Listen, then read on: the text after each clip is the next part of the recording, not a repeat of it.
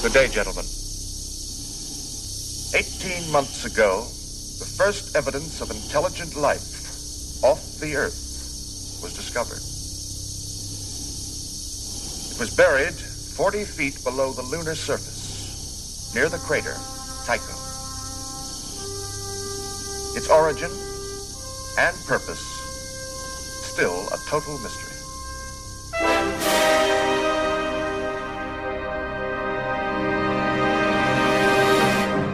Welcome to the now playing reviews of 2001 A Space Odyssey and 2010 The Year We Make Contact.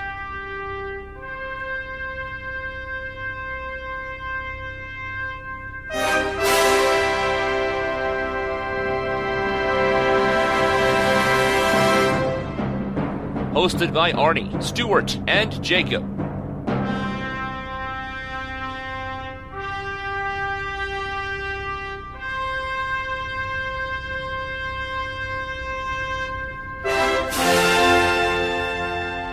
These podcasts contain detailed plot spoilers and mild language.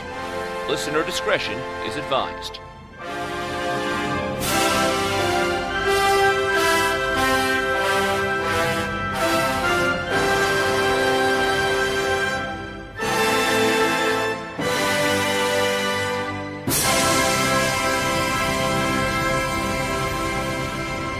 Today we're discussing 2010, The Year We Make Contact, starring Roy Scheider, John Lithgow, Helen Mirren, and directed by Peter Hyams. My God, it's full of stars. This is Arnie, and I'm sorry for the delay. My voice processing circuits are not functioning.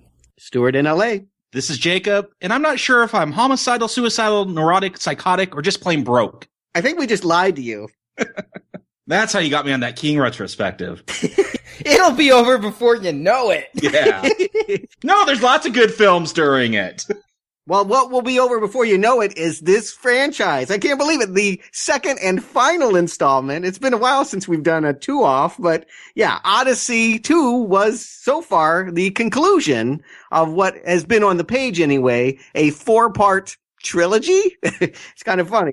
So long since we've done a two-off, how quickly we forget Job and the lawnmower. I consider that one agonizing, never-ending night shift horrible. But, yeah, okay, maybe that's a two-off, but I see it different than you, Arnie. But, yeah, sadly, we're not talking Kubrick this week. He was asked, of course he was asked, but Kubrick had no desire to return to what he did. How could you? After you make what many call the greatest science fiction of all time, you're setting yourself up for failure by going back. You can never go back. And indeed, Arthur C. Clarke tried to get him to make his next script. He said no. He went so far as to even destroy and hide all the sets and props because he knew that MGM would reuse them for other science fiction films, and he did not want that to happen. So he said no very firmly, and this concept of a sequel sat untouched for more than a decade.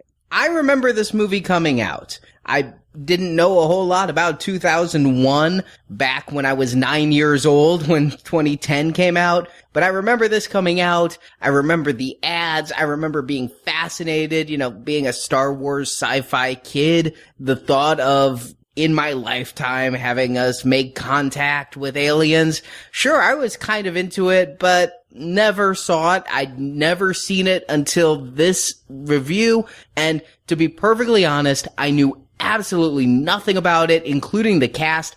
I was just happy to see names I knew. I'm like, oh, Roy Scheider, John Lithgow. I was getting more and more excited as the cast list went on. There was something I knew about this film, even though I hadn't seen it at this point. I knew because of Universal Studios. They replicate the spacewalk in there. And as a young kid, I just remember, it's 2000 something.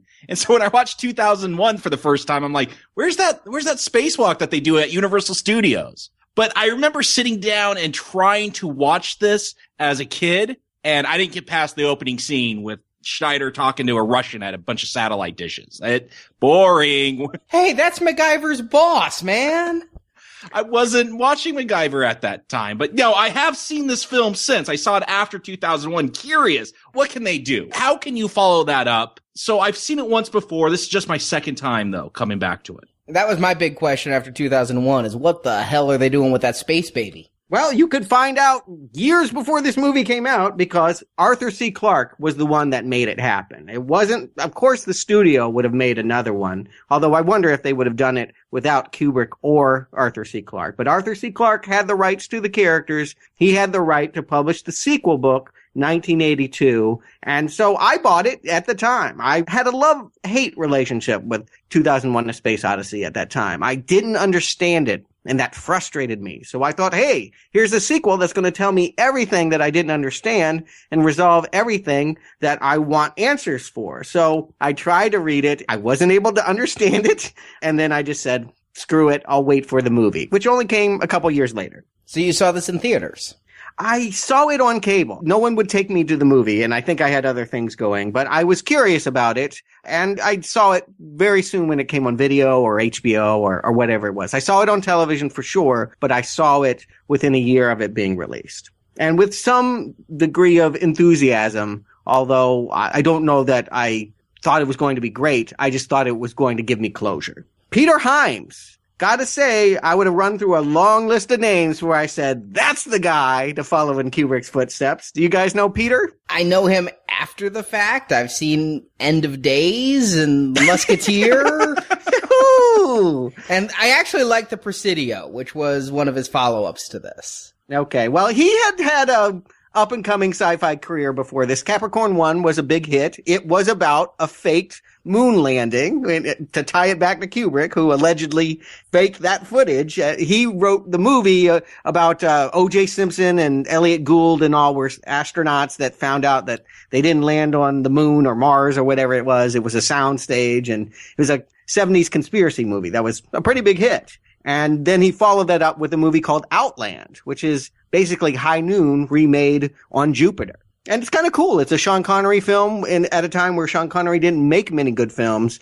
It's got a really cool alien Ridley Scott vibe to it. It's not bad. I rewatched it recently, and for a B movie, I say go for it. So while I don't see brilliance, I don't see a Kubrick in those movies, I can see a young technician who had worked with science fiction and who had the technical know-how to kind of pull off some of the things that Kubrick did when no one had access to his sets and props and savvy. So I think it was out of Hyams' enthusiasm about the book that Arthur C. Clarke granted him access to it. It was with his blessing and with Kubrick's eventually. Kubrick did eventually call Peter Hyams and say, yeah, go make your movie. What do I care? I'm making Full Metal Jacket.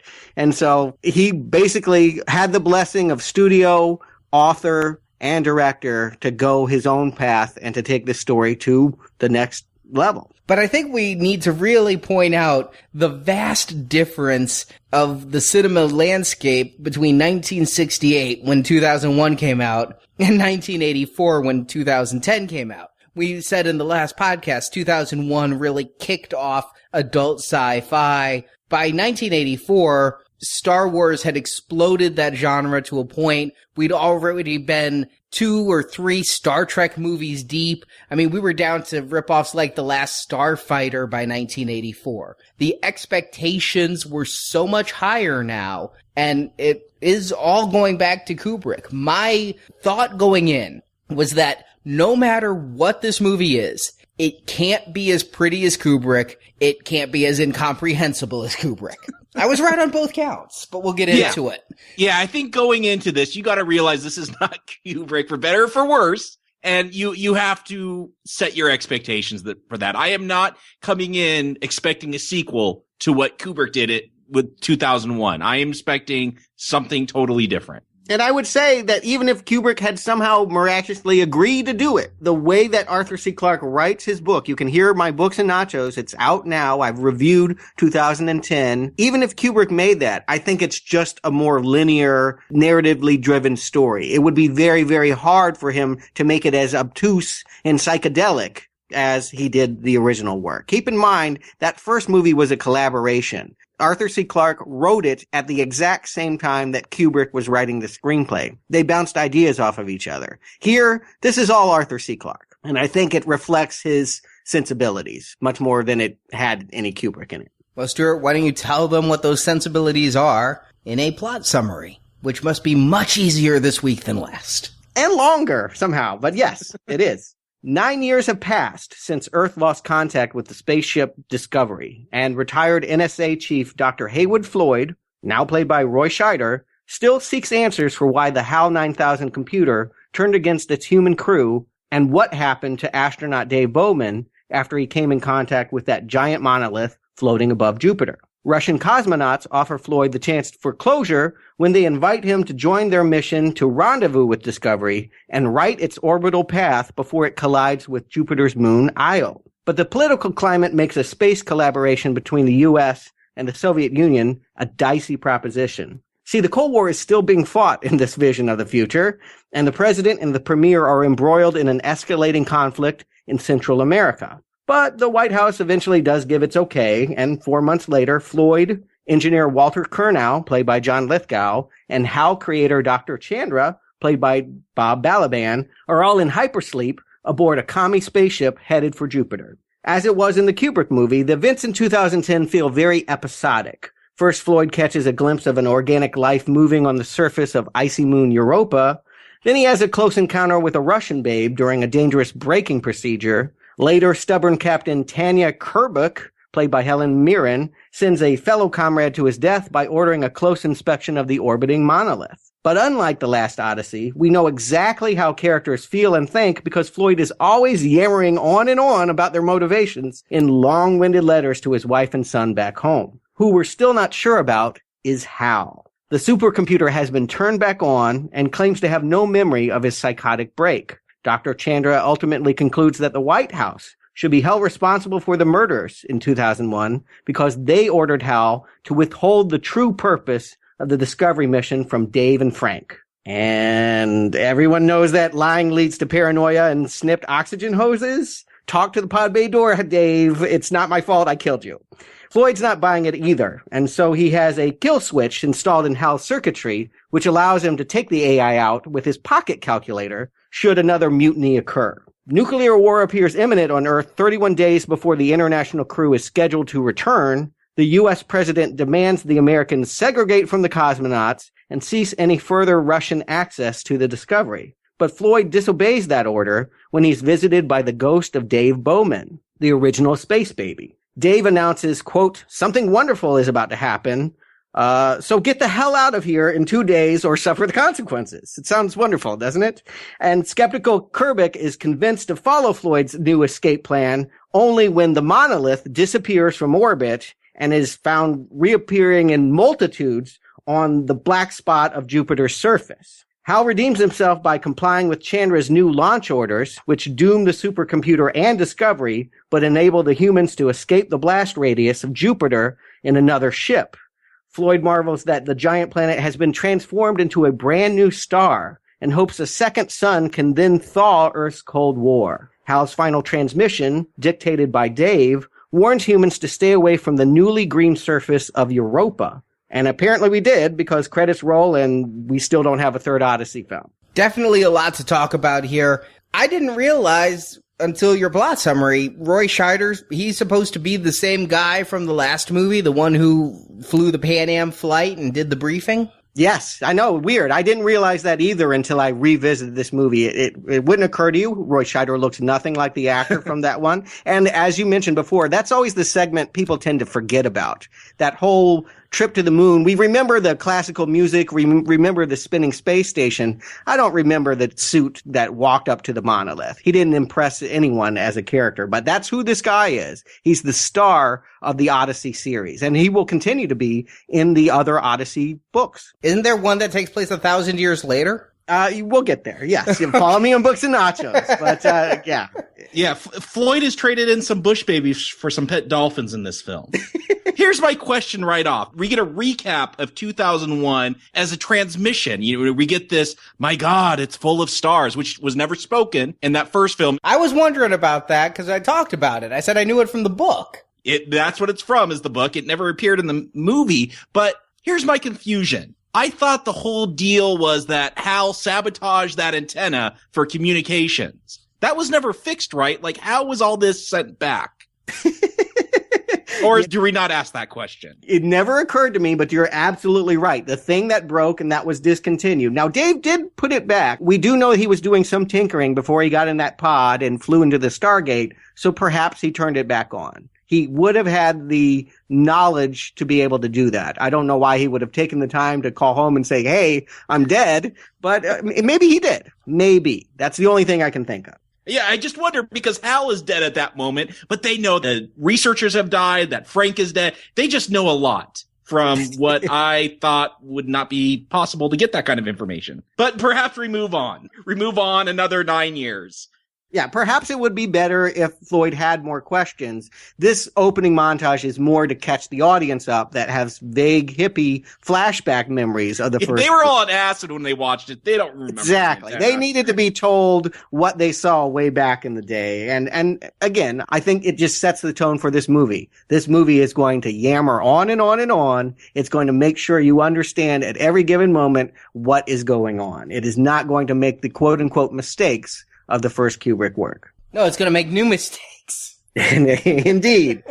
Yeah, I do love the way that they kind of tell us about 2001. I mean, again, 1984 VCRs were out there, but I guess you couldn't just assume everyone was going to watch the first movie before seeing the sequel. But I've never seen it done in this way before, where it's like, honestly, it felt like promotional shots for the film versus actual footage. Why not roll the footage? Why go still image? It has the benefit of not been done in anything I've seen before, but it was a little off-putting to see basically like having a picture book of 2001 as my prologue. I would say this. If we did see moving footage of the way Kubrick envisioned life in 2001, we'd want to know what the hell happened that made us go so retro to the 80s 9 years later. Because there is nothing about Peter Hyams' vision that makes me feel like it is a continuation of the aesthetics. I mean, look at Earth. We never did see Earth other than in caveman times in the first film. But there's everything that we witness here. It's straight up 1984. It doesn't even look kind of sci-fi futuristic except for the occasional car. I thought the dolphins were supposed to be like the pets of the future. That's the only futuristic thing that I really noticed. What's funny is I primarily know Roy Scheider from Sequest DSV, where he had a smart dolphin. And maybe why he got the gig, this movie, I don't know. But his wife's a marine biologist. That's more clear in the novel. And Arthur C. Clarke is a big advocate for marine life. He's written quite extensively about it. He's not just a space guy. So I think they worked that in because it just sort of speaks to something else that he knows about. But come on, it was the 80s. We loved dolphins. There was Splash, Cocoon, Jaws 3D, The Big Blue. It was a good time to be a dolphin in 1984. Yeah, we'd save the whales 2 years later in the voyage home. Mm-hmm. And we were really trying to get rid of those tuna nets for them, too. I mean, yeah. Yeah.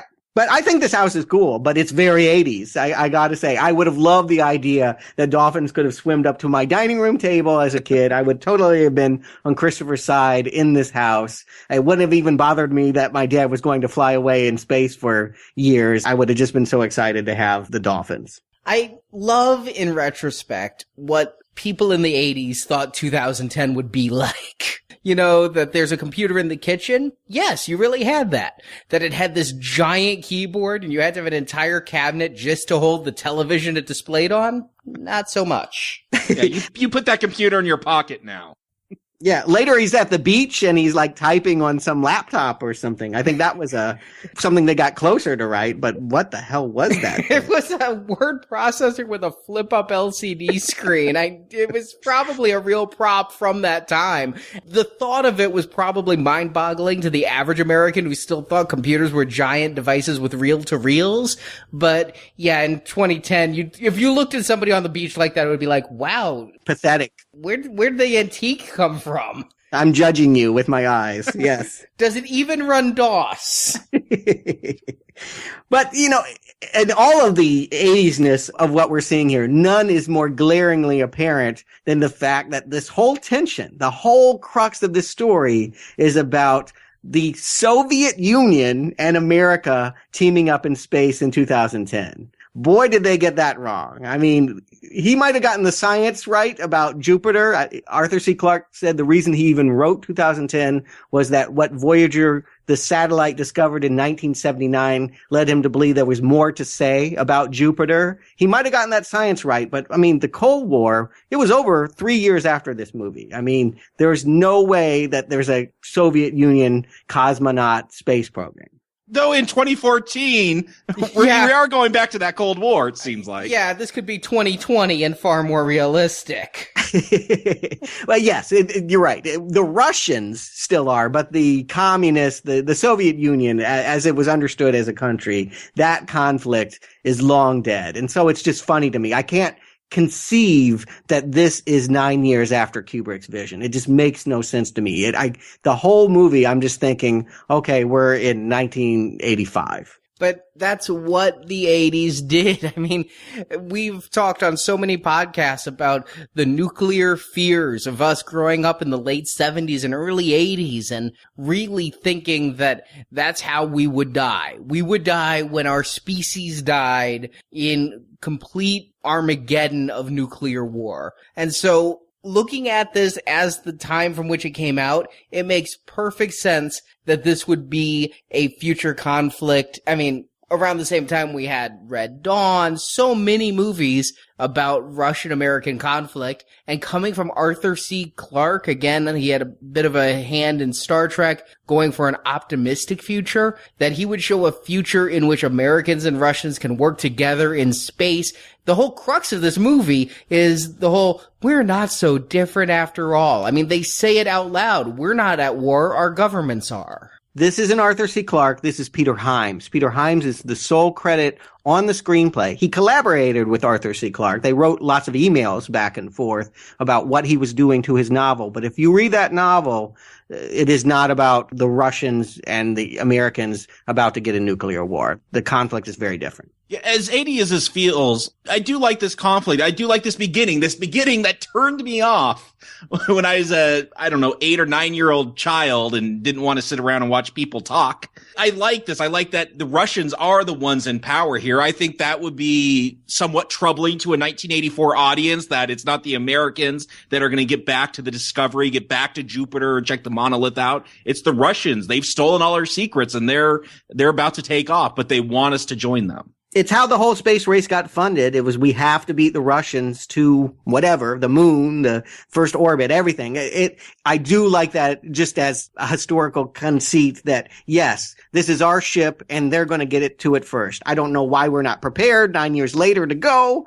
They have some jazz that they talk here about, we're building Discovery 2 and it's behind plans. But yes, the point of the story is the Russians are ready. We're not. And if we want to have any say about what they do to our ship, we got to send Roy and a couple other dudes. And again, looking at it at the time, the fact that they were hearkening back to the space race, something that would be pretty passé by that point, but saying that it was still at that place in 2010 and that the Russians were going to beat us. I'm drawn into this movie. I'm still wondering, where's Galactus, baby? I mean, I wonder that when the end credits roll, but many times I'm like, I figured the movie would start with Galactus, baby, but I'm interested in what they're giving me. I'm liking this. I like Roy Scheider. Again, I was happy to see familiar actors here. So I'm curious what they're going to find on the Discovery. I'm very curious how this will all play out. And I don't expect the baby to ever show up again. How wrong I am. But I did not expect that here. But yeah, this has all those tropes of a sequel. Like, now you're going to learn more about Hal. We're going to get Chandra, Dr. Chandra on this ship, who created Hal. And now he's hanging out with Sal, the female Hal. And will I dream? Like, yeah, I don't know if you have to go with all the ambiguity that Kubrick brings with his film. But when you got computers asking if they dream. Yes, of Electric Sheep, right? Yes, that's a different. We've already done that film. Yeah, Chandra is a bit of a change. He's an Indian character. The name Chandra would That's not, what I was expecting. Yeah, it would not imply this. I'm not really sure what he gets out of having Sal here. It's a female version of Hal. It's got a blue light instead of a red light, and it's voiced by Candice Bergen in disguise, Murphy Brown. But, he says that for all of his tinkering with Sal, he still cannot figure out what went wrong with Hal. This is the movie that's going to answer that. I think that is the real mystery that they can solve and answer for me that I'm going to enjoy. The monolith, I hope it remains mysterious. I don't want to know what that is. Again, I want to point out, to me, watching that original Kubrick movie, I didn't even take it as an object. I took it as a literal God. I saw it literally as God communicating with us as a metaphor. And so the idea that they're going to try to explain that, I don't want to know what the monolith is. I don't want to know what it's doing. But I definitely want to find out what went wrong with Hal. And I saw it as communication from aliens. I wanted to know what it is. I wanted to know what it was doing. So I wanted exactly the opposite out of this movie. Yeah, and my approach was, again, I am satisfied with 2001. If this film never came along, I would be fine. I love the ambiguity. I love the mystery. I love all the discussion you could have from that film. But I accept this is a film that's going to give us answers. And okay, I'll go along with it. I don't have to like the answers. I don't have to believe them. I like 2001 as a standalone, but here in this alternate universe where you follow up with a sequel to that film, okay, I'm willing to go along with it because I don't accept it as a sequel really at all. It's another film that's in that continuity, but it's its own thing to me. Yeah, it feels like a sequel to Outland. It does not feel like a sequel to 2001, and I think that helps me. I'm less judgmental because if this were ponderous, if he didn't have voiceover, if he didn't have characters talking, if it weren't so 80s, if they really tried to keep that psychedelic vibe, I think it would have been much harder to get through this movie. And I'm looking at this very much as a sequel to the story of 2001, a story I had problems with. And I was surprised how much. I didn't realize that Dr. Floyd was the same character, but really, I mean, again, to talk about expectations coming into this movie, I thought it was going to be a whole new group of people on Earth. I mean, 9 years have passed. Why would any of those same people be alive? Kind of my mindset.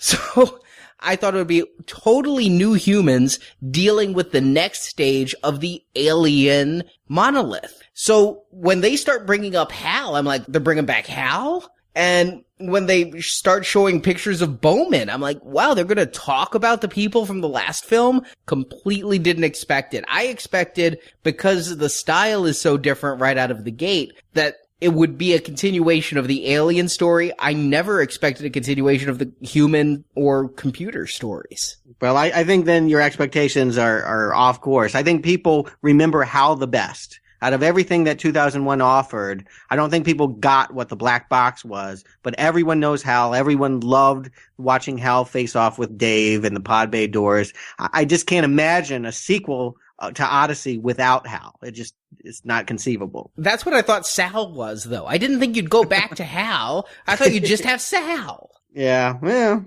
maybe. Now, we talked about what a great transition it was to go from ape tossing a bone in the air to nuclear satellite hovering above us. There's huge jump cuts in this movie, too, but I feel like they're less artistic. We have 20 minutes of Roy Scheider doing sit-ups and running next to go-karts, and then all of a sudden, he's at Jupiter, waking up from hypersleep, and we're in the movie. Like, it's very jarring, but all of a sudden, they almost could have started right here, right? Do we really need to set up Caroline and Christopher, other than the fact that he's going to keep writing letters to them and keep yammering on and on to them about what he's discovering? Yeah, they set up all this, these family relationships that don't really go anywhere. I thought he had a daughter. Wasn't he talking to his daughter about the Bush baby in that last one? Now he's got a son? Second marriage. Oh, okay. Yeah. Okay. Yeah, he drops that she's 17 now and still with. Okay. Yeah, that wife is dead, and he remarried the marine biologist, had a new kid, and forgot about his daughter. Got plastic surgery, looks totally different. Hey, he was never a good dad. I mean, we saw that in the last movie. It's not surprising that he would leave Christopher and Caroline behind. Now, in the book, they divorce over it, and there's no letters back home. She just says, I've had enough. I'm not going to wait for you. And that's a source of tension they just decided to leave out of this. It would have been very 80s, Kramer versus Kramer, but they leave the divorce storyline out of this so that they can focus more of the tensions between Russian and American. He wakes up and he's finding that Helen Mirren and all the other Russian stereotypes do not want to share what they know. Yeah, we're supposed to be scientists. They know there's something on Europa, and they don't want to tell them what they found.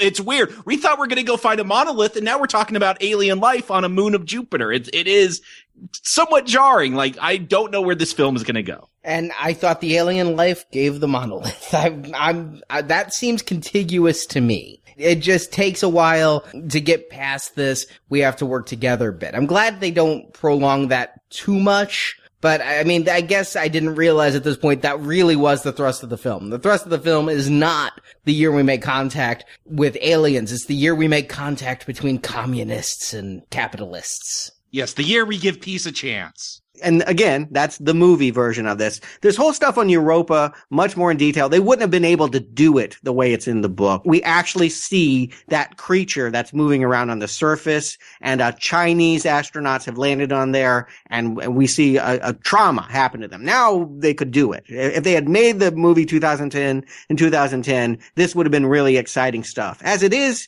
it feels like an afterthought. They wake them up. They say, "We think we see something." They try to take a closer look with a probe. It's shot down, and moving on. So you're saying there's like a creature crawling? Because they say there's chlorophyll. Isn't that just like moss or something? It is like living moss. It's almost like Cthulhu or something. There's some kind of mossy entity that's drawn to light sources. And so what happens is a spaceship lands there, and it just starts growing tendrils and crushes them. And, go listen to the books and nachos. But yeah, a whole subplot has been dropped here on Europa. It makes it seem very more mysterious. I'm fine with mysterious, but we don't really come back to Europa until the very last seconds of the film. They choose not to make this a storyline, subplot, or main plot in this 2010 movie. I'm wondering if they should have cut it. If they'd cut it entirely, then at the end when they said Europa, I really would have been confused. I mean, here it tells us there's something there that they don't want us to see. I got they didn't want us to see it when they shot out, when they basically punted the probe.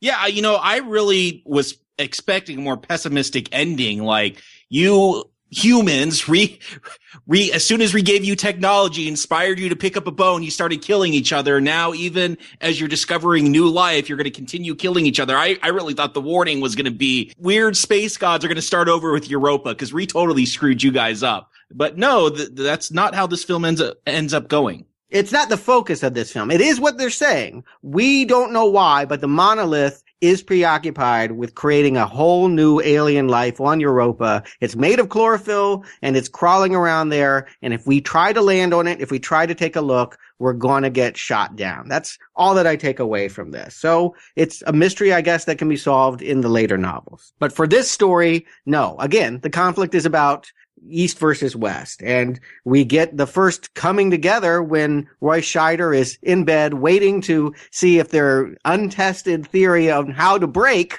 this.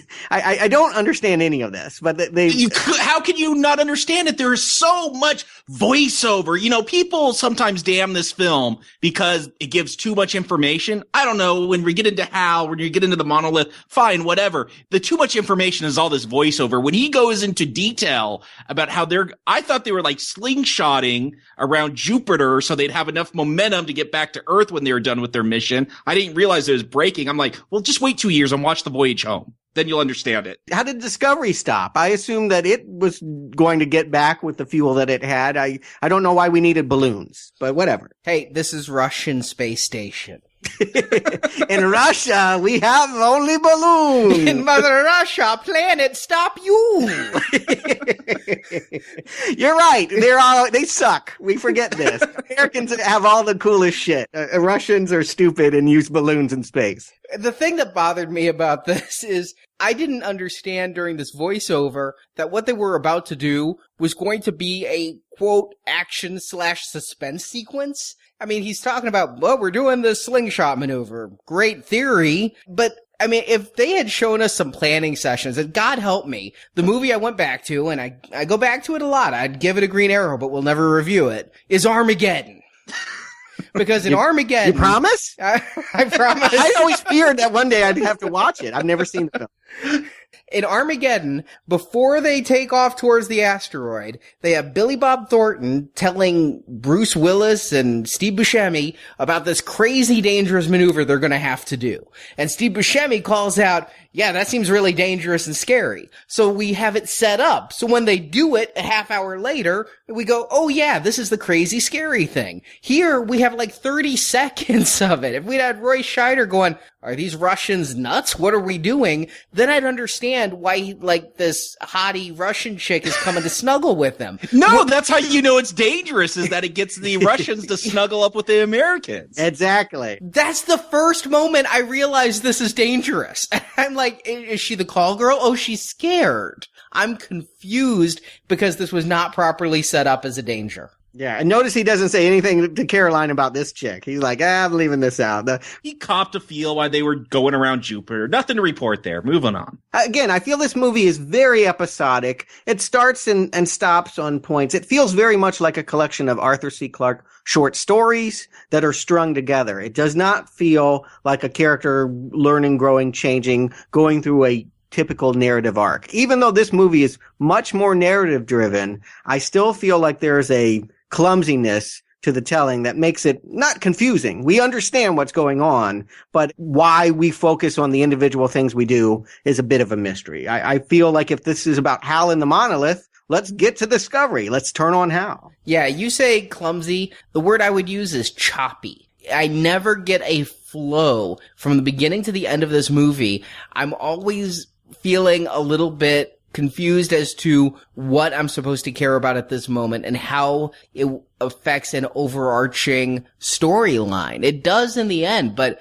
it's just told in a really weird way that does feel more like a series of vignettes. It's almost like this would be like a webisode series these days, that they'd put out each little webisode and then you could watch them all like on Netflix and see the overarching theme. Well, Stuart, you said with Kubrick that he was obsessed with accuracy. They had NASA advisors and, here, I don't know how many NASA advisors were on the set of this movie, but I do feel like this, just like that film, and Arnie, I think you called it out, we got all this floating around in space and space stewardess picking up a pen that's floating around. That does have those moments. That feels much more poetic. Here, it's not done with that level of, I'm going to say, skill and art. And so, yeah, it does feel more episodic and more choppy. Yeah, it feels like things are being cut out and left out. But to your point, Jacob, you ask how much accuracy is here. We're looking at Jupiter. This is one of the first computer-generated images ever put in a film, and it's all pulled from NASA data. Everything that Voyager recorded about Jupiter was then put into a computer and is been rendered on the screen. When we're looking at that, that's almost as good as looking into a telescope. When we finally get to the spinning Discovery, we're seeing some science here. I thought that looked good, but overall, I have to feel like there wasn't the NASA accuracy here. I immediately noticed there's sounds in the space shots now, where we talked about how there wasn't in 2001. But also, I feel there was a need to keep up with the Lucases or the Indiana Joneses here and really up the special effects, and they just don't do it as well. When we see the Russian ship in space, the matte lines are really just distorting the stars around it. When they have more than 2 to 3 layers, the fact that everything turns a grayish hue, I think they did a great job on the models, but Kubrick's film could come out today and hold up for the visual work. And this looks like a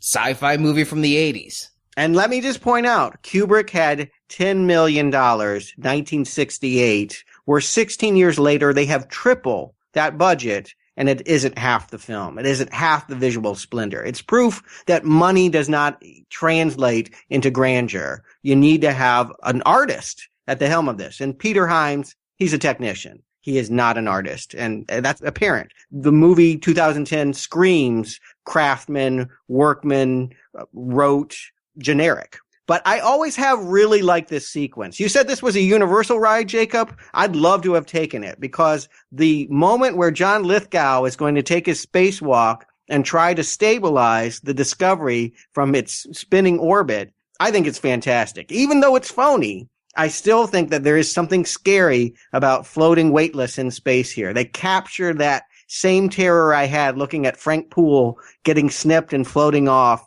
here when John Lithgow is making his way with the cosmonaut. Yeah, where Frank and Dave were so calm and cool and collected. They would never flip out like this. Even when they're afraid of Hal, they're staying composed. I do like Lithgow's performance here because it does add that tension. He's the engineer. He created the Discovery, so he knows how to turn it back on.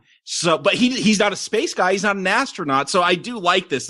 There is tension. I mean, they drop a line. Oh, we have to do this in 15 minutes because of radiation. That doesn't do anything for me. But Lithgow's performance and just his breathing and how they're trying to calm him down. Yeah, it's a exciting scene. You're wondering what's going to happen. Is he going to make it to the Discovery? Yeah, I like that as well. I like John Lithgow in general. I wasn't expecting to see him here. I wasn't expecting to see him in this role, but he really works for me. And I like that they have people who aren't astronauts in space to help drive home the wonder of space. That's because you like Armageddon. Well, yes, I did get a bit of an Armageddon feel. You take the oil drillers and you put them in space and they freak out. I was also thinking about Armageddon because in Armageddon, the fat guy gets kicked off into space and is never found again. And I'm thinking about Gravity, how that happened to Clooney, spoiler alert. And so I'm really worried that that's going to happen to Lithgow or somebody here. I started feeling that kind of claustrophobic feeling Stuart described in 2001. Yeah, and you get that when they finally even reach the ship and it's spinning. Every time that revolution is closer to Io, they're feeling that weight crush on them. It's just great tension here. I wish the effects were better, of course, but I still think that this is the highlight of the whole movie here. It's the one sequence I would hold up and say they did a great job. Which is probably why they made it an attraction at Universal. But what would that be? You just free fall? No, well, they were demonstrating how they did the special effects. So they'd pick two people from the audience to put on the spacesuits and film it and then show it with the green screen and all that. So not everyone got to do it. You had to be picked from the audience. That's not as fun as what I visioned. I was thinking you'd be in some kind of free fall with a little air gun that could change your direction. And lest we make the Americans look like queasy cowards, they have Maxim also get a little sick. He goes inside the ship and does something I would never dare do. He flips open his lid to see if there's oxygen. Okay, you go. I like that they're like, he's not turning blue yet. Yeah, it's extremely cold. They're in the middle of space, so there's like no temperature there. But I guess they turned the heat up. He makes a joke that it's the typical Russian winter. I thought that was a funny way of laughing it off, but it really doesn't explain it. And then he smells something and totally freaks out. Turns out it's dead meat or something from the kitchen. I thought all of that stuff was like paste. I didn't think there was real meat in any of that stuff. I didn't think it would rot. They did get me, though. I'm like, oh, yeah, there's all those dead bodies that are rotting. But no, those were all ejected. But they did catch me off guard with that. But yeah, they try to play it off as it's, I don't know, they're hamburgers in the kitchen. And so there are no people to discover, but of course it's time for Hal. And again, I would say for me, this is the main mystery of the movie. It's Chandra's time to show why he's here. And I'm expecting to understand really through him tinkering and pushing in those glass rectangles, why Hal did what he did. I think that this is the stuff that I want to see. And here I had another 80s flashback because as he's pushing the bricks in, he's typing to make Hal be able to speak again. And do either of you remember, I know at our Chuck E. Cheese we had one, an arcade game. There was never a line for this one. It was a computer. You'd put in a quarter and you could type 3 sentences of like 6 words or less and it would speak them. And you could hear a computer talk. No, I would not spend a quarter on that when I could be playing Star Wars or something. Yeah. Oh, I would have dug that. I remember when they got Coke machines to talk. I would have thought that was totally awesome. Yeah, well, the way Hal speaks the very first time here was that computer. It could never say anything right. It had, like, standard things that was trying to sound together, consonants and things. Typing in the name Arnie would really mess it up. But... Oh, yeah, they cannot say Stuart. Nobody can say Stuart. I can't tell you how many times they get that wrong, but... Yeah, but that's what that reminded me of, as they're changing it from what I think was a real computerized voice to then an auto-tuned actor to a regular actor. That's the same actor who did Hal before, right? It sounds the same. Yeah, they actually got Douglas Rains back, and Douglas Rain did One Day back in 1966 or 67. I mean, a long time ago, nearly 20 years have passed. They got lucky he was still alive and still sounded exactly like he did back then. It's seamless. And I want to compliment, too, even though they don't have as much money, they did a pretty good job of recreating those sets. Again, they weren't working off the same blueprints. They didn't get to reuse props and stuff. They had to build all of that again. And I think the ship, more or less, I can spot some differences. There's definitely some details that they get wrong. But more or less, I believe that we're in the exact same ship we were last time. Yeah, watching these back to back, you notice that. But the first time I watched this, it had been a year or two since I watched 2001, and it seemed seamless to me. I didn't notice a whole lot of difference. I think what we're saying is do not watch this one directly after 2001. Or maybe we'll be saying don't watch it at all. We'll have to get to that at the end. But I am disappointed. I guess what I've been leading up to is what I thought this movie was going to be about. We don't get a lot of back and forth between Hal and Chandra. I don't feel like when he finally concludes his theory as to why Hal went crazy, it comes from any kind of detective work. We don't see him uncovering anything. He has his little moment pushing in the bricks, and then he's gone from the story until he's pointing a finger at Scheider. You know what I was expecting and never happened? And I was a little disappointed it didn't. I thought Chandra was going to be the Hal of this movie. There would be a human component who goes homicidal or goes rogue and ends up killing one or more of the crew members. Because at the very beginning, they're talking about bringing Chandra along on this mission, and they're like, can you trust him? And Scheider says, Chandra is Hal. And so I'm thinking Chandra programmed Hal in his own mental image, and Chandra is also very Machiavellian for the mission, and that he would become the bad guy here, or maybe he and Hal would team up. I never got that off of Chandra. He always seemed like he was more about the science, that he cared about Hal as a father cares about their child. That's how he came off to me. I did like the tension where he was protective of Hal. So I could see, maybe they would, I don't know, team up. I don't know if that's the right word, but he would be the defender of Hal. He would be his advocate that, if Hal was going to make a bad decision in this film, he'd be the one helping to cover it up. Would he kill a human to protect Hal? Yeah, I like what you're going with, Arnie. It's not in the book. It's not even a thought that I had, but this movie could use some more tension in the second half. That would have been a good way of escalating this. Now that Chandra is indignant that he believes that some of this crew here is responsible for his baby failing and publicly failing to the point that it's tarnished his name, what is he going to do out of that? It would have been a stretch probably to say he would have started killing people. But yeah, I would have liked to have seen him show that anger in a way that made him adversarial. I think that would have been something to do here. Instead, we just take the eye off the ball, as we do so many times here. Once something starts to become interesting, let's go look at the monolith. And we get a return to that giant floating thing. It's clear to me in this viewing that it is much larger than what was found in the moon or what appeared to the ape men. And that's what I had presumed on the first viewing based upon, seeing it in relation to the discovery. But given that perspective is everything, it could have been smaller. But yeah, they went with what I had taken the first one to be. And this is really a moment to reveal the character of the captain. We haven't discussed, but this is a female captain leading this mission, Helen Mirren, returning to us after last summer's Red series. Not quite what I would have expected her past to be, given that before Red, I primarily knew her for playing a queen. Yes, yeah, I agree. She's made her bank and PBS mysteries and royalty pictures. But yeah, it was kind of fun to see her play Russian. I would have liked to have her be more of a character here. Roy Scheider, he gets a little on my nerves because he's always going, yeah, yeah, yeah. And because he's just a lot of angst without a lot to do. It would have been nice to have his relationship expanded more with Kubrick. By the way, did you notice her name? Yes. Tanya Kubrick. Sounds a little bit like Stanley Kubrick.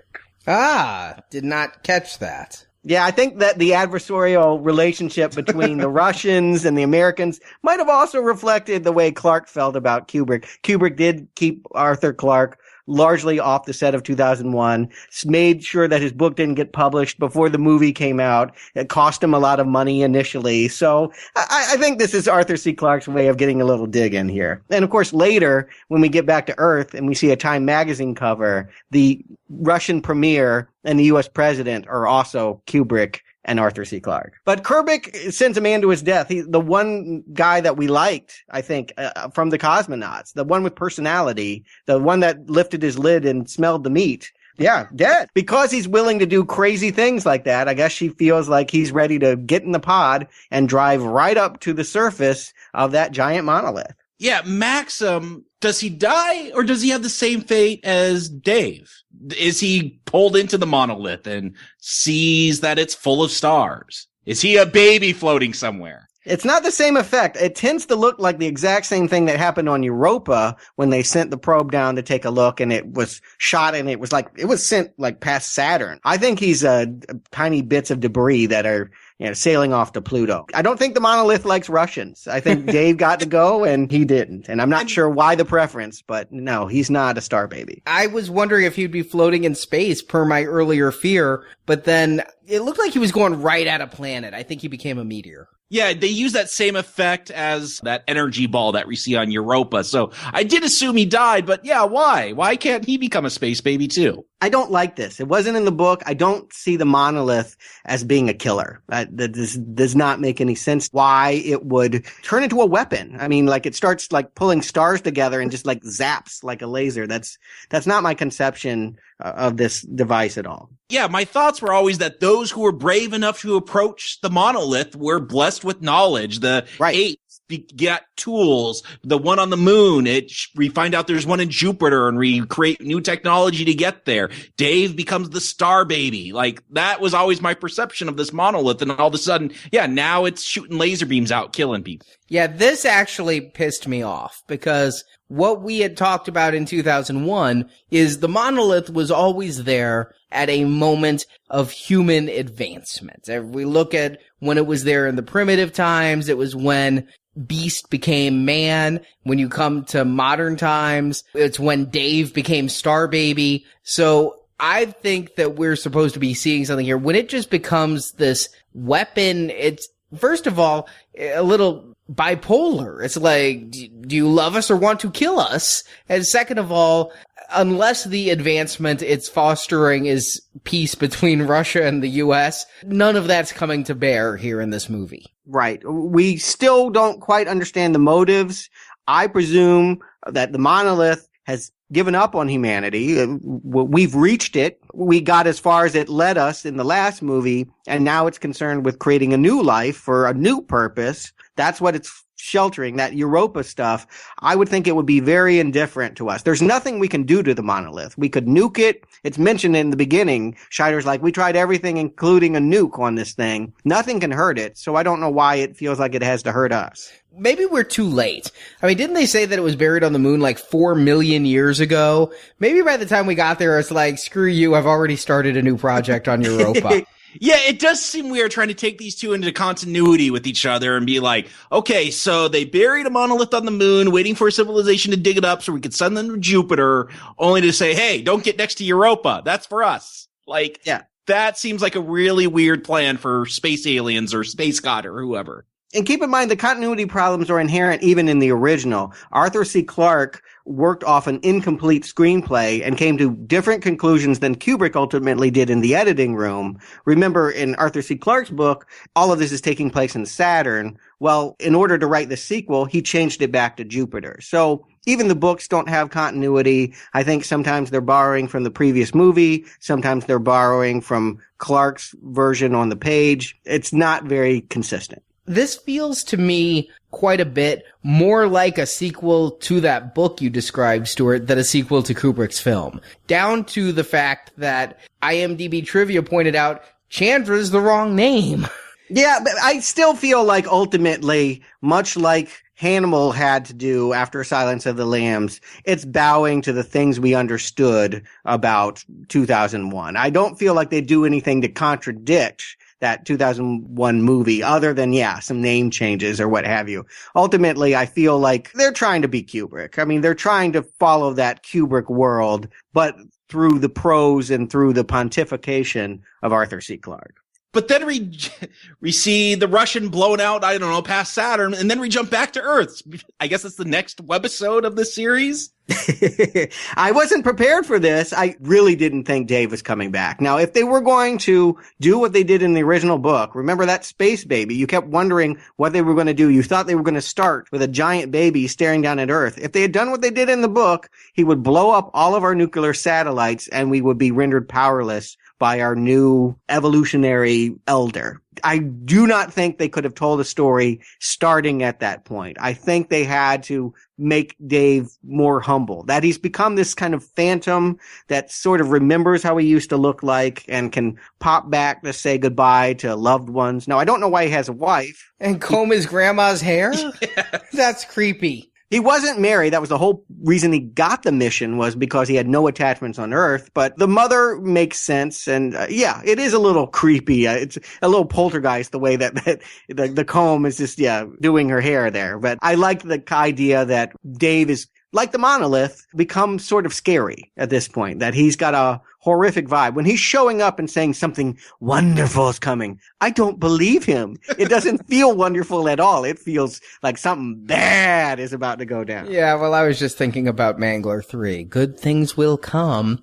I wasn't sure if they got the actor back, because he at first only appears like, to use a mid-'80s reference, Max Headroom. He's on TV. And so I'm like, are they just using scenes from the last one and putting them on a TV? I was surprised, A, they got the actor back, and B, he looks about the same. Yeah, how is he not aged in all these years? Like, I looked closely. I guess they didn't have that kind of technology like in Forrest Gump, where you could have a modern actor interacting with JFK or something. But I really thought they were using some kind of technology like that. No, he's very well preserved, and the fact that he's aged a little bit is totally okay, because he was aged at the end of the first movie, so he just kind of does look like he did when he had the makeup effects on, and they play with it. Of course, sometimes he's the old man dying in bed, sometimes he's the space baby, sometimes he's his young self in the red suit.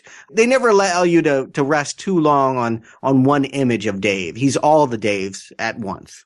I don't know if this is the right choice. Yeah, he appears to Floyd to tell Floyd that they got to get out of there. They can't wait around for whatever their plan was to blast off with Discovery and with the Russian space shuttle. And so, yeah, he changes to all those different forms that we see at the end of 2001. That felt like you're trying to tie it too close to that one. I feel this film works better the further away you move from that original one. I didn't know if that space baby was Dave, or if the space baby was the alien, if David turned into an alien. You had to give me some space baby, goddammit. So I'm glad they gave me some space baby, even if this is really unfulfilling that now he's all Daves at once. And that crazy baby, I mean, he had some weird freaking eyes.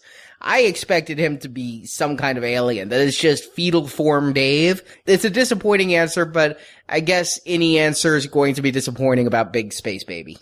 Isn't it a little rude, too? I mean, you've had how many millions of years to do something on Jupiter? And, okay, we just got there to the ship, and you're like, nope, you gotta get out of here right now. 2 days. I'm not gonna wait another second to transform Jupiter into a star. He got bored. I told you. We took too freaking long. Yeah, I don't He think doesn't like us anymore. God does not like human beings. There is a new favorite in town. It's something going on in Europa. It's Man-Thing down in Europa. Yeah, maybe. But I'd like this as tension. And I actually think this is the one time where the tension between Russian and American also works. Not in the novel, but the whole concept that we're about to go to nuclear war really does make it feel like these astronauts really are between a rock and a hard place. I feel for them that they're told to separate, and that the Americans are supposed to get back in the Discovery, that they're not allowed back on the ship that took them there, and how they're going to do this in 2 days before something wonderful hurts them. I think this is a good lead in to the Act 3. I'm excited to see the potential of where this is all headed. I don't know if I buy this tension, because, like, okay, I get it. Our governments are fighting down on Earth, but this means, like, people might die, like, up here. We're just trying to find out about this monolith. Like, it seems weird that, like, the president's like, Floyd, you get on Discovery right now, or I'm gonna spank you. Like, really, you don't have any authority at that point. We're astronauts in space. Yeah, it's a weird way to exert that authority, but I was glad that they said, you have enough fuel to get home. So they might not have done it had it meant everyone's death. It's only because of Bowman that things become a danger. I have to presume it's the balloons or something. They were waiting for the right time to turn the balloon thing on, and that was going to be, there was something about the fuel. They had enough to do it slowly. They didn't have enough fuel to burn rubber and to get out of the blast radius. They had to wait for the orbit. They were in an orbit, and when they were lined up, it would have been a much shorter trip. It would have been a straight line trip. Right, yeah. But I think all of this is good, and it brings Hal back into the thing, because now Hal is responsible for a new launch. It's not a part of the programming. Is he going to get paranoid again? Do we lie to him again? And if so, is that going to set him up? I do feel like they've really brought back the threat of Hal in a cool way here, too, at the end. No. Lying to Hal was never a problem. Telling Hal to lie was the problem. So you can lie to Hal all you want. Well, no, the way they frame it here, it was lying to him. They lied to him, and in turn, he had to tell a lie. That's all the tension is set up here is, do you lie to Hal? Because if he figures out you're lying, is he going to turn on you? No. What they said is, Hal was told the truth by the U.S. government and told not to tell the mission to Frank and Dave. The whole problem was Hal was instructed to lie. Now, I think they just don't trust Hal, and so they're afraid if he detects duplicity, will he be willing to sacrifice himself for the human crew members? They don't know that. But lying to Hal isn't what broke Hal's programming. Telling Hal to lie is what broke Hal's programming. Yeah, I think that they're a little bit inconsistent here, because the impression I got at the end here, they're nervous about, if we lie to him, is he going to detect that and turn on us? Well, yeah, but that's because of self-preservation. I think Arnie's actually nailed it. I do think, as I parse this out, what they're concerned about is last time Hal made a mistake and the astronauts started talking about turning him off. Well, now they're talking about dumping him into a sun. So what's he going to do about that? Is he going to be cool with sacrificing himself? I think that's the tricky. You're right. It's not that they're lying to him. It's that the truth may set him off again.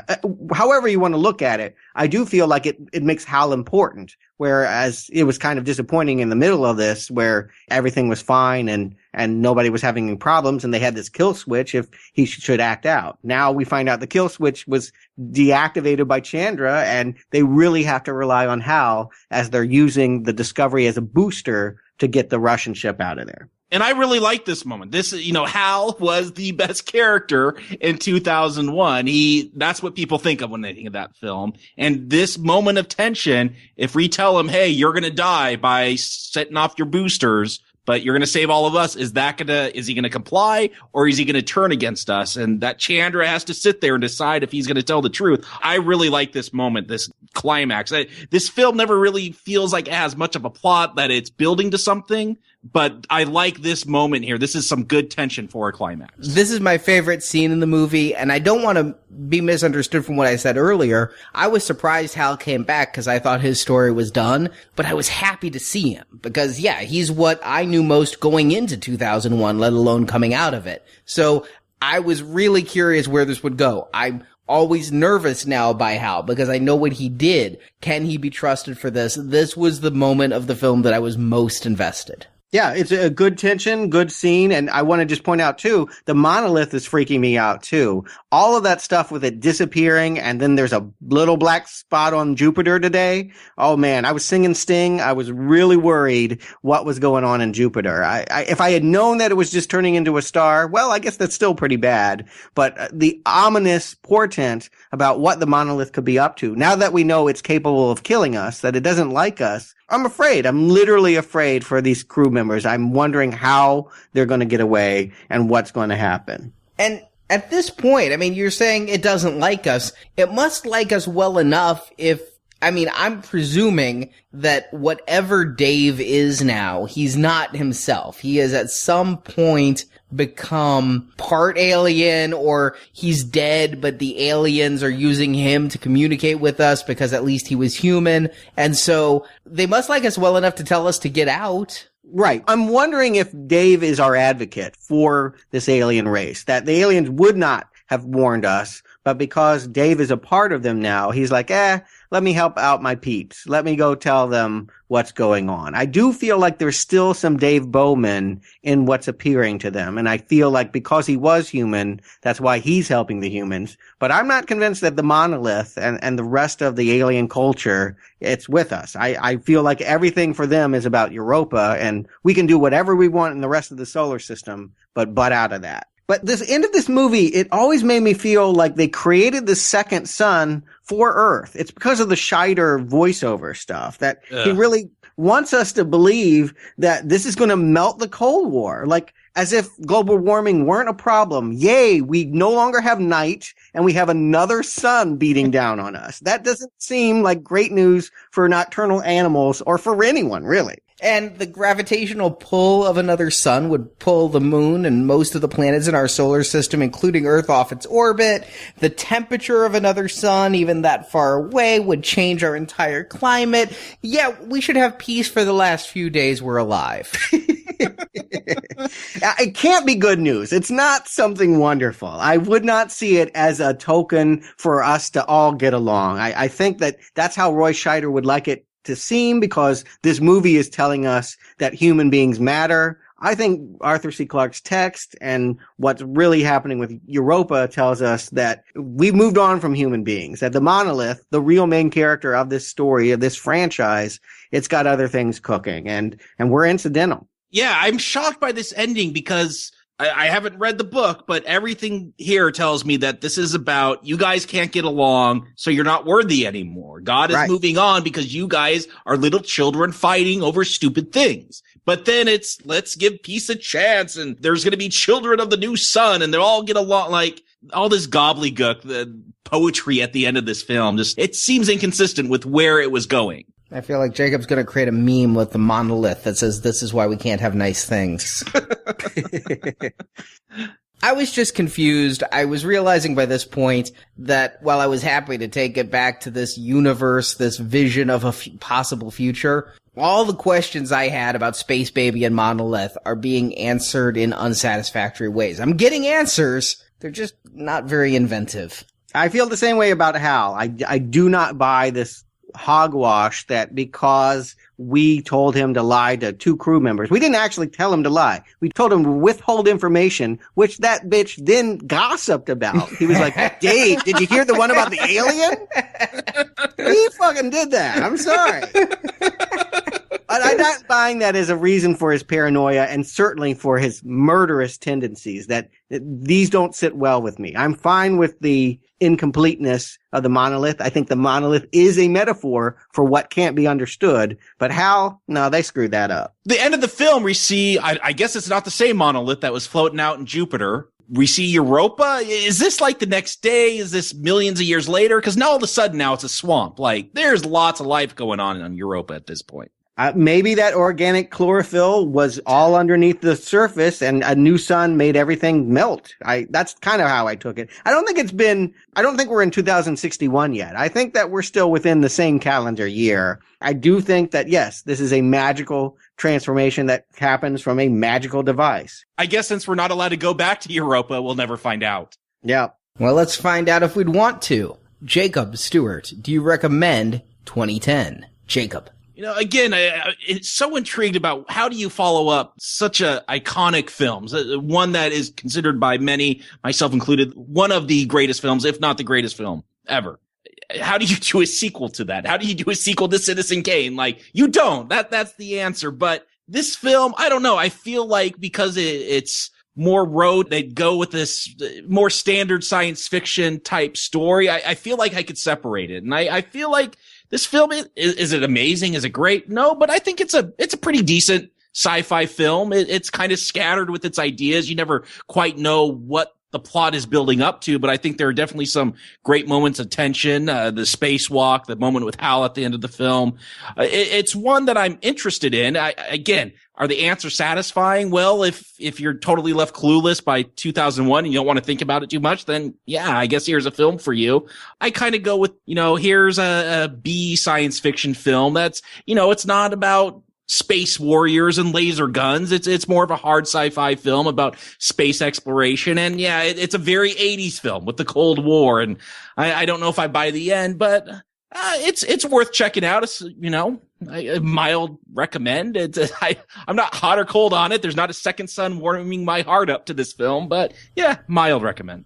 Stuart. It's really amusing to me that Kubrick's vision was so alarming to people that they had to do this. It was like, we can't just leave it with the feelings that it's incomprehensible. We have to record the Muzak version. That's what I feel like. It was like, we had this atonal score and now we have to do the Baby Einstein version. We have to just make it palatable for everyone that was just too upset. Or, it was like, I'm not going into that neighborhood until they open a Starbucks. I just feel like this movie was made for tourists. It wasn't made for the fans of Kubrick. And its mediocrity underlines Kubrick's greatness. So I love it just for that. It just shows you that if 2001 had been made by any hack director, it wouldn't be half the film that it is. It just reaffirms why I love Kubrick's vision. But because it doesn't live up to what the original did, because it's narratively disjointed and technically insufficient, and it diminishes the wonder, does that damn it?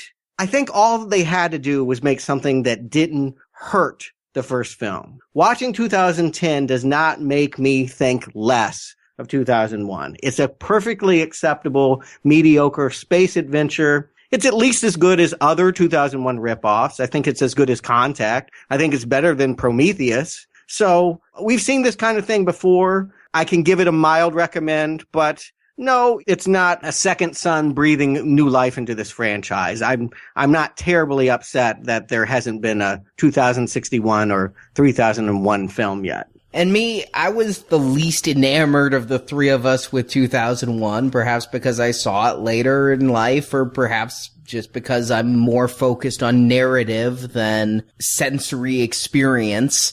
But the reason I gave 2001 a green arrow was because primarily of the cinematography and the score. There was an artistry to it that buoyed a movie that I felt was narratively a mess, primarily just because of changes made in post, such as Stuart mentioned, the removal of the narrative that made the film more confusing. So coming into the second one, I would not have wanted a film that, to use Stuart's word, obtuse, made by a lesser craftsman. If you get somebody without the eye of Kubrick behind that lens and try to make that same movie, that's going to be an arrow so red it would be crimson. So I'm glad that what we have here is just more rote. It tries to answer the questions. It does so in an unsatisfying way. So for its connections to 2001, if you're coming in the way I did, I want to know about the space baby and the monolith. I want the answers. I'm going to give that a not recommend because I don't think they're very satisfying. But the movie as a whole, I'm going to give it a weak recommend along with you guys because I view it as a perfectly acceptable, entertaining sci-fi film of its period. It's really a time capsule for me. It's because I've never seen it, but all of its themes, its actors, its effects, this could have been made in no other year than 1984. And if you can accept that or you want to go back and visit that time, yeah, I recommend it.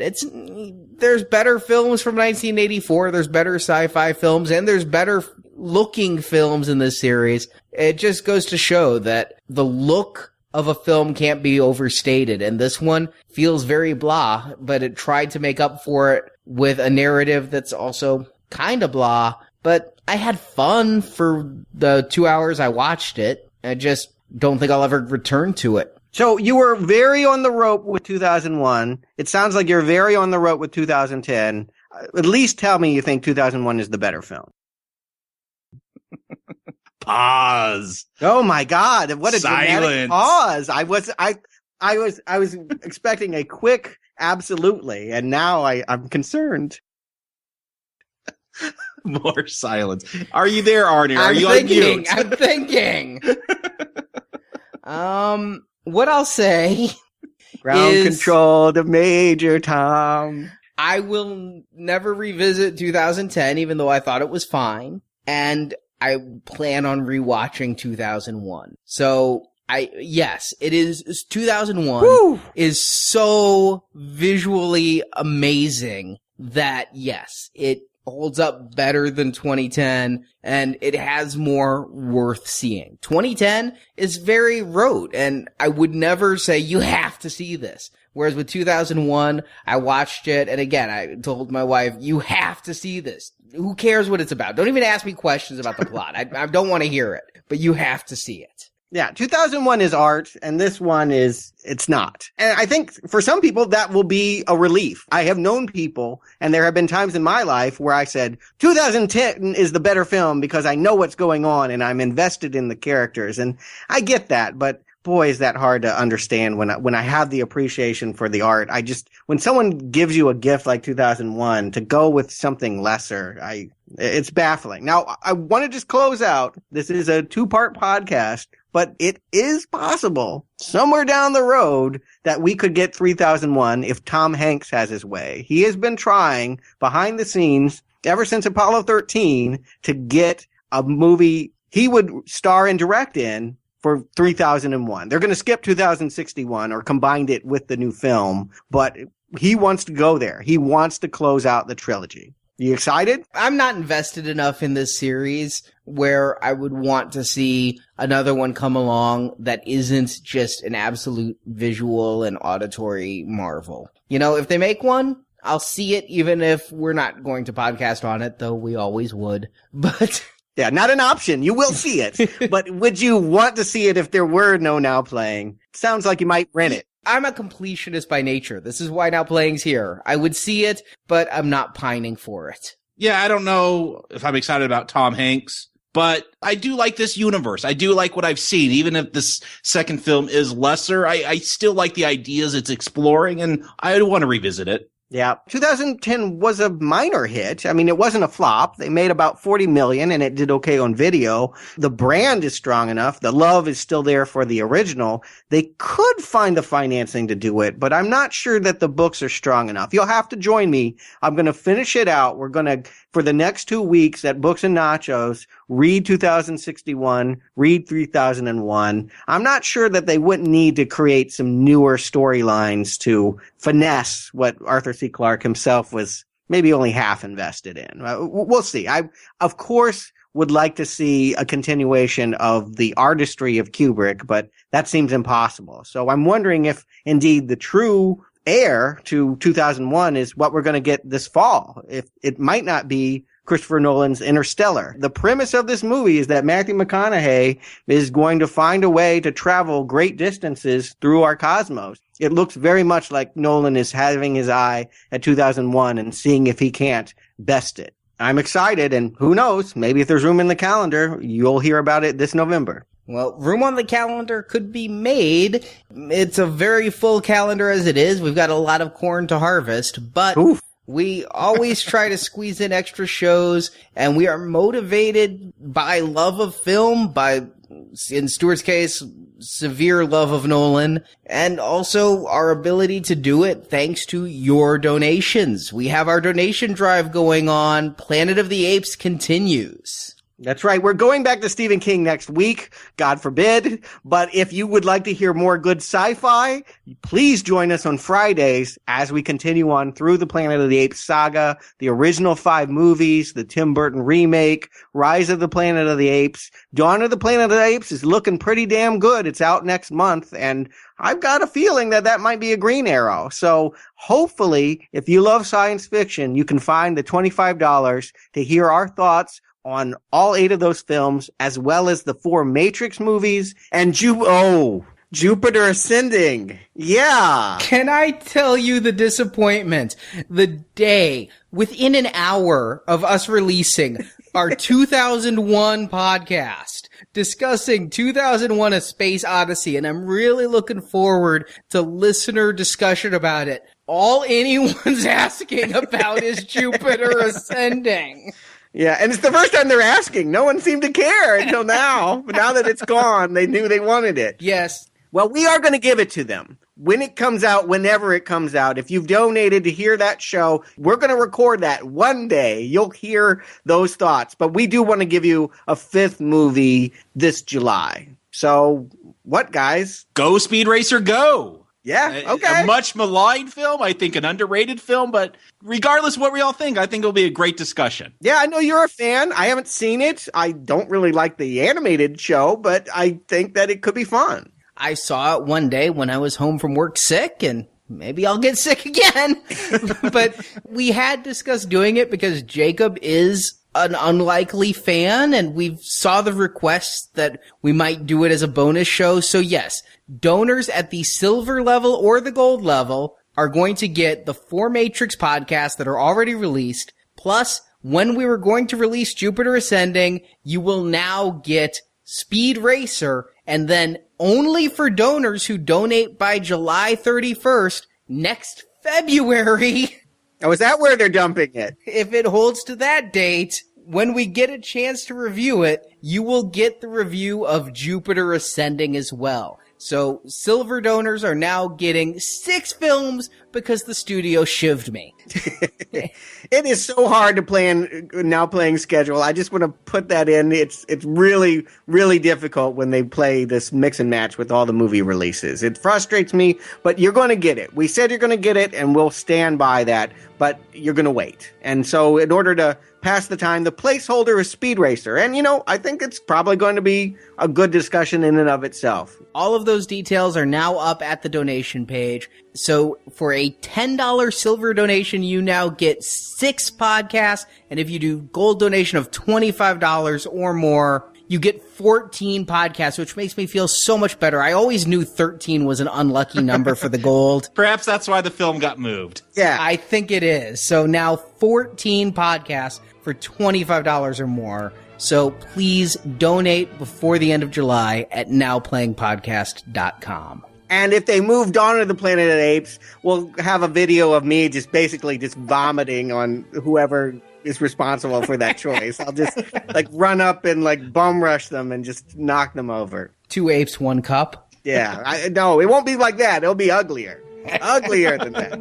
We'll have Stuart with apes reaction videos on YouTube because the video itself is too shocking. Yeah. Yeah. The donation money will be going to get me out of jail. So Jakob, Stuart, thank you for joining me. This conversation can serve no purpose anymore. Goodbye.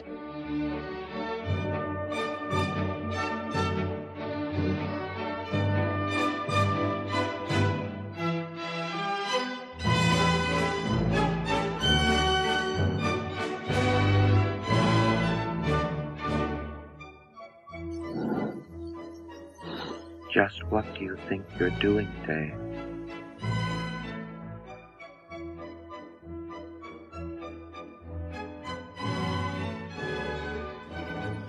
Dave, I really think I'm entitled to an answer to that question.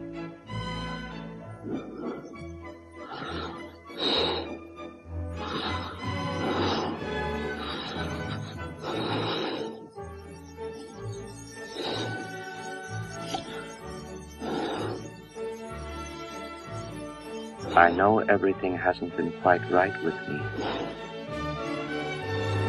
but I can assure you now, very confidently, that it's going to be all right again. Thank you for listening to this episode of Now Playing, and we hope you've enjoyed the show. It is the most important message you have ever sent. Come back to NowPlayingPodcast.com each week for another in-depth movie review. It's all very clear to me now. The whole thing. It's wonderful. And in the NowPlayingPodcast.com archives, you can find reviews of other films such as The Shining, The Social Network, The Wolf of Wall Street, The Aviator, Shutter Island, and hundreds more. My God, it's full of stars.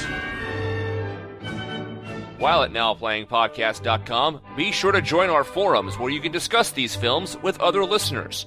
I enjoy working with people.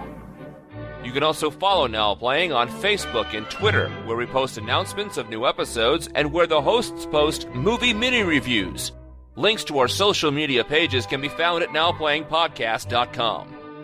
And, of course, his congratulations on your discovery, which may well prove to be among the most significant in the history of science.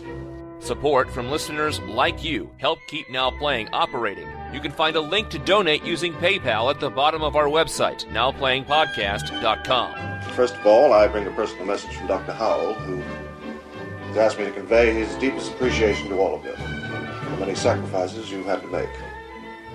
Now Playing is edited by Heath and Arnie. Oh, by the way, I wanted to say to both of you, I think you've done a wonderful job. I appreciate the way you've handled this thing. Now Playing credit narration by Brock. Quickly get adjusted to the idea that he talks and you think of him really just as another person.